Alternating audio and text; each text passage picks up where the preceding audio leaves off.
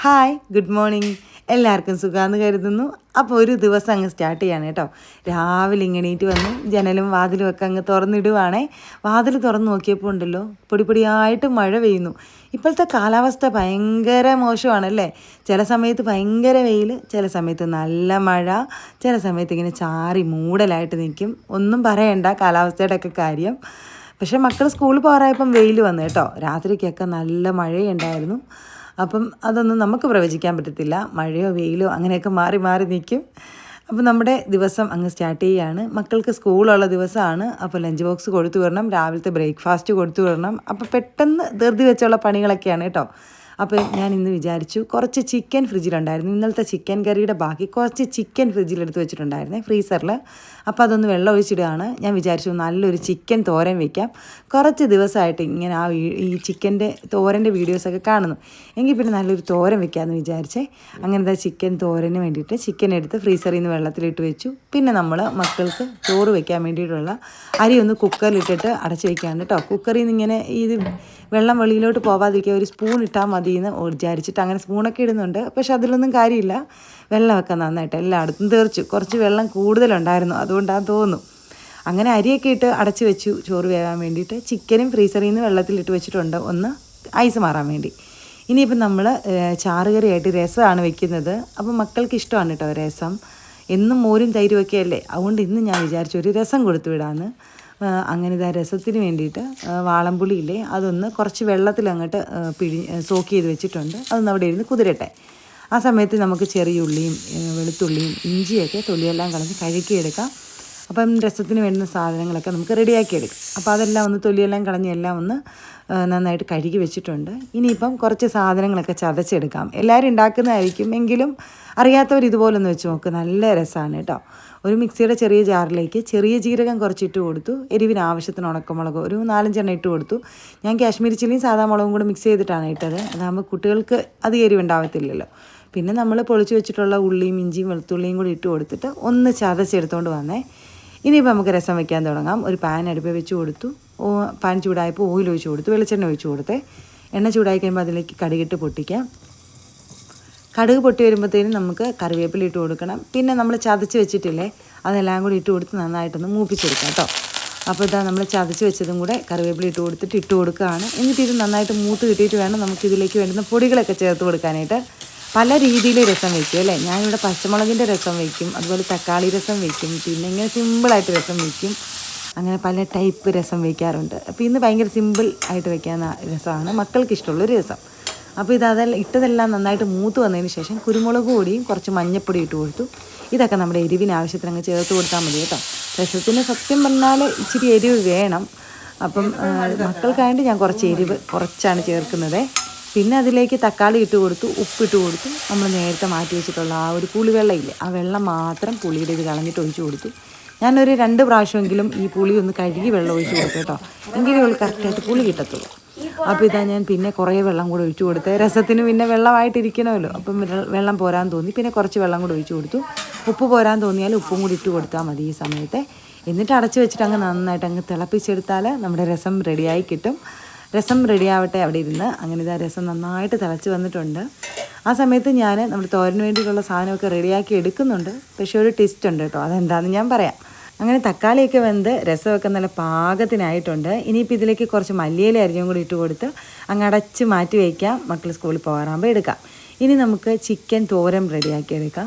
നിങ്ങൾക്ക് ഈ രസം ഇഷ്ടമാണെങ്കിൽ ഒന്ന് കമൻറ്റ് ചെയ്യണം. നല്ല തണുപ്പത്ത് നല്ല കുരുമുളകിട്ട രസം അടിപൊളിയാണല്ലേ, ചുമ്മാ കുടിക്കാനും നല്ലതല്ലേ. ഇവിടെ മക്കളുടെ ഫേവറേറ്റ് ആണ് കേട്ടോ രസം, അതുകൊണ്ടാണ് ഞാൻ ഇന്ന് രസമാക്കിയത്. രസവും ഈ ചിക്കൻ തോരനും നല്ലൊരു കോമ്പിനേഷനൊക്കെയാണേ. അപ്പം ഇതാ നമുക്ക് ഇനി ചിക്കൻ തോരൻ വയ്ക്കാം. ഒരു ചട്ടി അടുപ്പേ വെച്ചു. അതിലേക്ക് ഞാനിതാ വെളിച്ചെണ്ണ ഒഴിച്ച് കൊടുത്ത് ചൂടായപ്പം പെരുംജീരകം ഇട്ട് കേട്ടോ, വലിയ ജീരകം ഇട്ട് പൊട്ടിച്ച്. ഇനി അതിലേക്ക് സവോള അരിഞ്ഞിട്ട് കൊടുക്കാം. ഞാൻ സവോളയാണ് എടുക്കുന്നത്. ചെറിയുള്ളി ആണെങ്കിൽ ഒന്നും കൂടെ നല്ല ടേസ്റ്റ് ആയിരിക്കും കേട്ടോ. നേരെ ഇല്ലാത്തതുകൊണ്ട് സവോള കുത്തി അരിഞ്ഞിട്ട് കൊടുത്തു. പിന്നെ കറിവേപ്പില ഇട്ട് കൊടുത്തു. പിന്നെ നമുക്ക് വേണ്ടത് നമ്മുടെ ചിക്കൻ ചെറുതായിട്ടൊന്ന് കട്ട് ചെയ്തെടുത്തുകൊണ്ട് വരണം. അപ്പോൾ ഇതാ ഞാൻ കട്ടൊക്കെ ചെയ്ത് റെഡിയാക്കി വെച്ചിട്ടുണ്ട്. ചെറുതായിട്ട് അരിഞ്ഞിട്ടിട്ട് തോരൻ വയ്ക്കുന്നതാണ് അതിൻ്റെ ഒരു ഭംഗി കേട്ടോ. അപ്പം വലിയ പീസിനെക്കാളും ഇതുപോലെ ചെറുതായിട്ട് അരിഞ്ഞിട്ടിട്ട് തോരൻ വെച്ചാൽ നല്ല ടേസ്റ്റാണ്. അങ്ങനെ ഇതാ ചിക്കൻ അരിഞ്ഞിട്ട് കൊടുത്തു. പിന്നെ മഞ്ഞൾപ്പൊടി ഇട്ട് കൊടുത്തു, ആവശ്യത്തിന് ഉപ്പിട്ട് കൊടുത്തു. എന്നിട്ട് നമുക്ക് അടച്ച് വെച്ച് അങ്ങ് വേവിച്ചെടുക്കാവേ. ഞാൻ കുറച്ച് ഇഞ്ചിയും വെളുത്തുള്ളിയും കൂടെ ചതച്ച് വെച്ചിട്ടുണ്ടായിരുന്നു. പക്ഷേ ഇടാൻ മറന്നുപോയി. ഞാൻ ഇച്ചിരി കൈ ഇട്ട് കൊടുക്കുന്നുണ്ട്. ഈ ഒരു സമയത്ത് കുറച്ച് ഇഞ്ചി വെളുത്തുള്ളിയും കൂടെ ചതച്ചതോ പേസ്റ്റോ എന്തെങ്കിലും കൂടെ ചേർത്ത് കൊടുക്കണേ.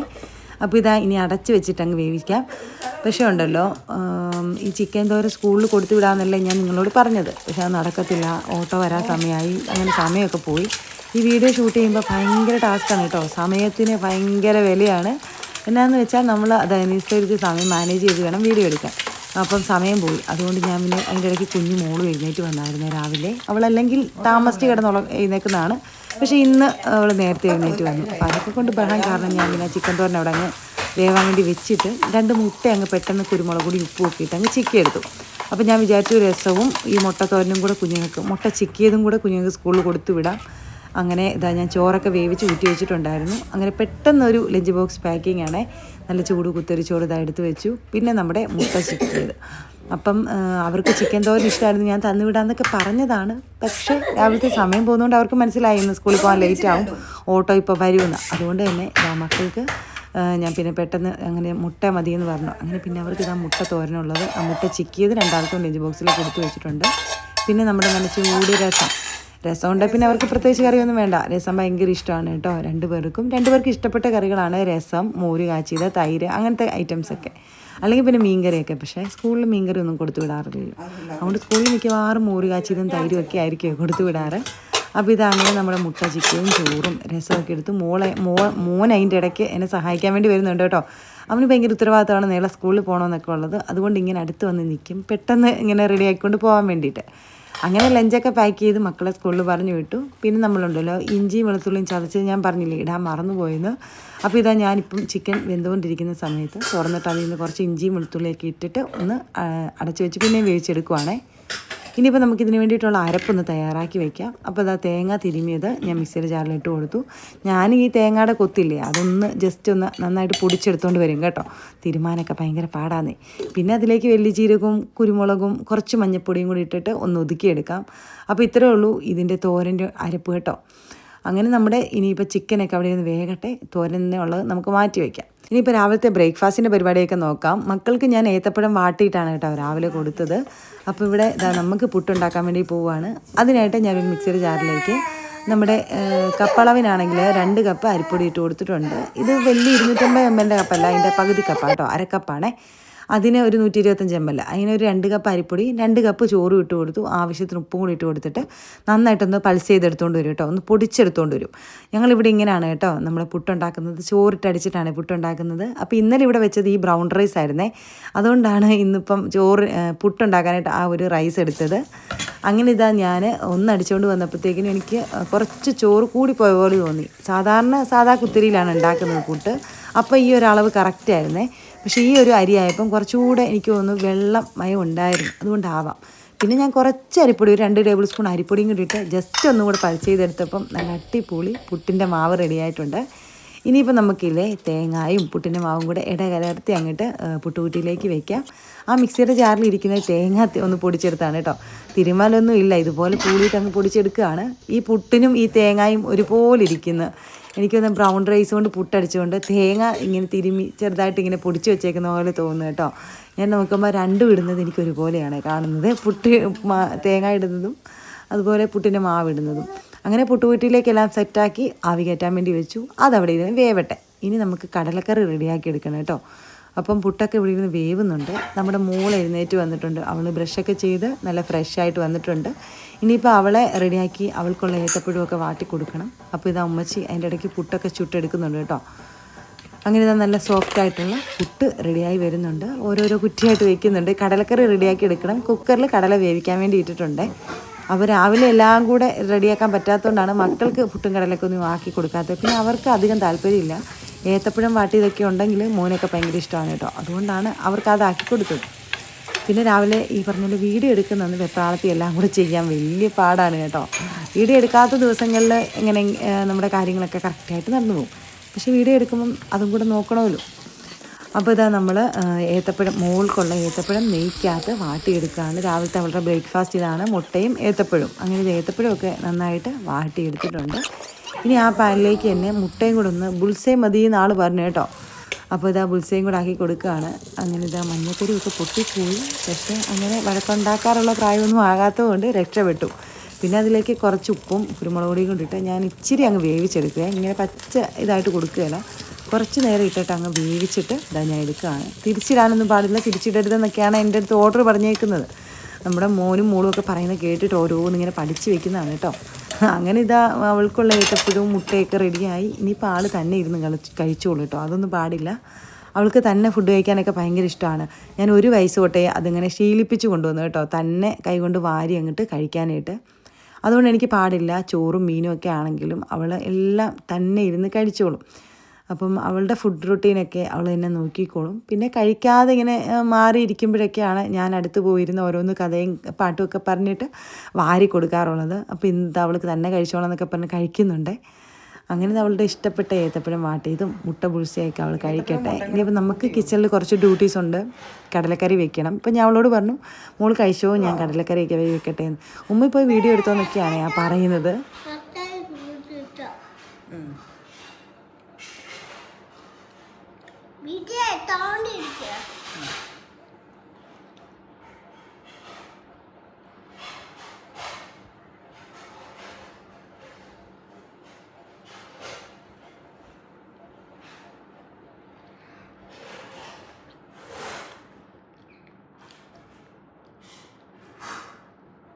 എന്നാൽ ഇനി ഫുള്ള് കഴിക്കേ, ഫുള്ള് കഴിച്ചിട്ട് കാണിക്കാവേ കേട്ടോ. എല്ലാം വീഡിയോ എടുക്കും.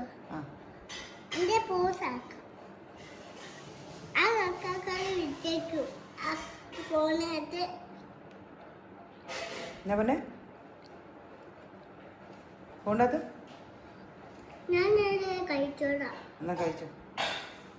ഓക്കെ. ഉമ്മി പോയി വീഡിയോ എല്ലാം എടുത്തു. ഞാൻ ഇവിടെ നിന്ന് കഴിച്ചോളാമെന്ന് പറഞ്ഞ ആളെന്നെ പറഞ്ഞു വിട്ടിട്ടുണ്ടേ.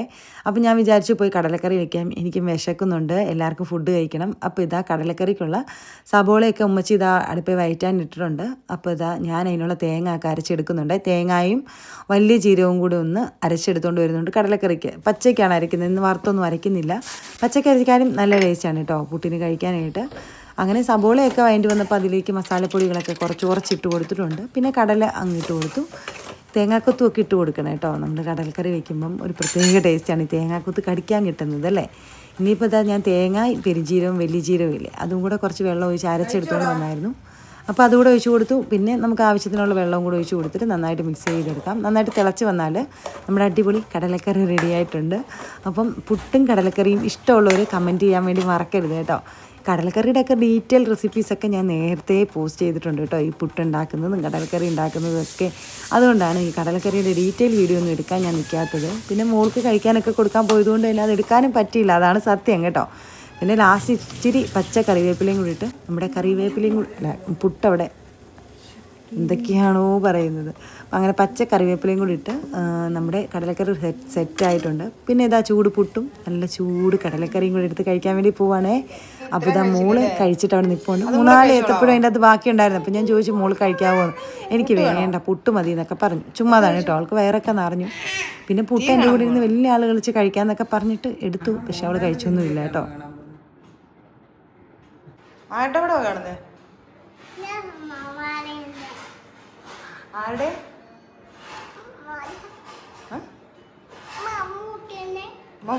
മമ്മൂട്ടി, പിന്നെ മോഹൻലാലും. എന്നാ കണ്ടോ, കഴിച്ചു. പുട്ട് ഇഷ്ടമാണോ?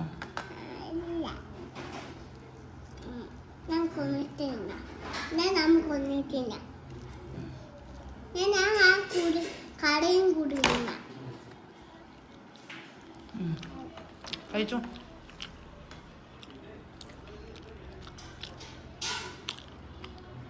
ആരുടെ പടവാ കാണുന്നേ? ആരുടെ പടവാ കാണുന്നേ? ആരുടെ പടവാ കാണുന്നതെന്ന് പറ. അതാരാ അത്? ആണോ? മമ്മൂട്ടിയെ ഭയങ്കര ഇഷ്ടമാണോ? ആരുടെ പടവാ കാണുന്നേ? ആരെ ഇഷ്ടം? എനിക്ക് മമ്മൂട്ടി. വീഡിയോ കാണിക്കാം.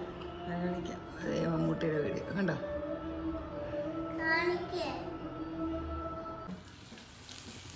അങ്ങനെ ബ്രേക്ക്ഫാസ്റ്റ് ഒക്കെ കഴിഞ്ഞു. പിന്നെ സത്യം പറഞ്ഞാൽ ഇതൊരു ഏകദേശം ഉച്ചയൊക്കെ കഴിഞ്ഞു കേട്ടോ ഈ തോരൻ വെക്കുമ്പം.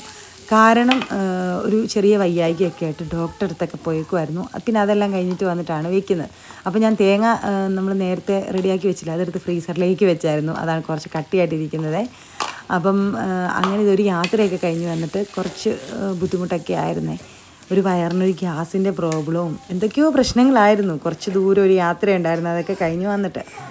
അപ്പോൾ പിന്നെ എന്തായാലും ഡോക്ടറെയൊക്കെ കണ്ട് തിരിച്ചു വന്നു. പിന്നെ നമ്മുടെ തോരൻ റെഡിയാക്കി എടുക്കുകയാണ്. ചിക്കൻ വെന്ത് കിടക്കുന്ന ചിക്കനിലേക്ക് അരപ്പിട്ട് കൊടുത്തു. പിന്നെ കുറച്ച് ചില്ലി ഫ്ലേക്സ് ഇല്ലേ, അതിട്ട് കൊടുക്കണം. കാണാനും അതുപോലെ കഴിക്കാനും ഒക്കെ രസമുണ്ട് കേട്ടോ ഈ ചില്ലി ഫ്ലേക്സ് ഇടുമ്പോൾ. അങ്ങനെ ഇതാ ചില്ലി ഫ്ലേക്സൊക്കെ ഇട്ട് കൊടുത്തിട്ട് തോരനെല്ലാം കൂടെ റെഡിയാക്കി എടുത്തു. അരപ്പിൻ്റെ ഒരു ടേസ്റ്റൊക്കെ മാറണ്ടേ, അതിന് വേണ്ടിയിട്ടൊന്ന് അടച്ച് വെക്കണേ. ഒരു 2-3 മിനിറ്റ് ഒന്ന് അരപ്പിൻ്റെ ചുവ മാറാൻ വേണ്ടിയിട്ട് അടച്ച് വെച്ചുകൂടെ എടുത്തു കഴിഞ്ഞാൽ നല്ല അടിപൊളി തോരൻ റെഡിയാക്കി ഇട്ടിട്ടുണ്ട്. അപ്പോൾ ചിക്കൻ തോരൻ റെഡിയാക്കാത്തവർ ഒന്ന് റെഡിയാക്കി നോക്കുക കേട്ടോ, നല്ല ടേസ്റ്റാണ്. ഞാൻ ഇതിൻ്റെ ഷോർട്ട് വീഡിയോ നേരത്തെ തന്നെ അപ്ലോഡ് ചെയ്തിരുന്നു. പക്ഷേ ഈ ലോങ് വീഡിയോ എഡിറ്റ് ചെയ്ത് അത് വോയിസ് ഓവർ കൊടുക്കാനുള്ള നേരം കിട്ടാത്തതുകൊണ്ട് കുറച്ച് ലേറ്റായി പോയി.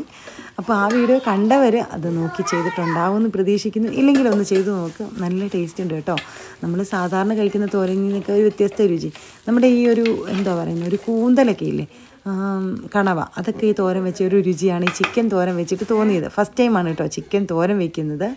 അപ്പോൾ എന്തായാലും ഇഷ്ടപ്പെട്ടു, നിങ്ങളും ഒന്ന് ട്രൈ ചെയ്ത് നോക്കുക. അങ്ങനെ ഞാൻ ഈ ഷോർട്ട് വീഡിയോസിന് വേണ്ടിയിട്ട് ചോറ് കഴിക്കുന്നിടത്താണ്. അപ്പോൾ കുറച്ച് ചോറിലേക്ക് അത് തോരനും കൂടെ ഒക്കെ ഇട്ട് കഴിക്കുകയാണ്.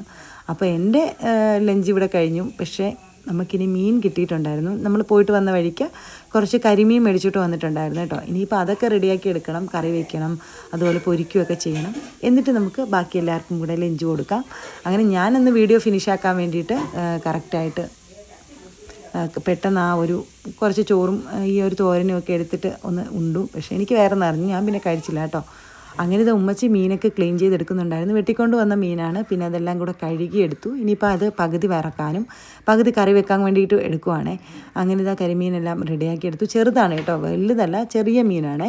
അപ്പോൾ പകുതി കറി വെക്കാനും പകുതി പൊരിക്കാനും കൂടെ വേണ്ടിയിട്ട് എടുത്തു. അങ്ങനെ ഇതൊക്കെ പൊരിക്കാനുള്ളതെല്ലാം മസാലയൊക്കെ സാധാരണ നോർമൽ മസാലയാണേ.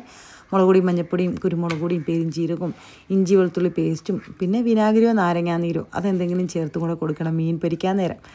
അങ്ങനെ അതെല്ലാം കൂടെ റെഡിയാക്കി ഇതാ മീനെല്ലാം പുരട്ടിയെടുത്തു.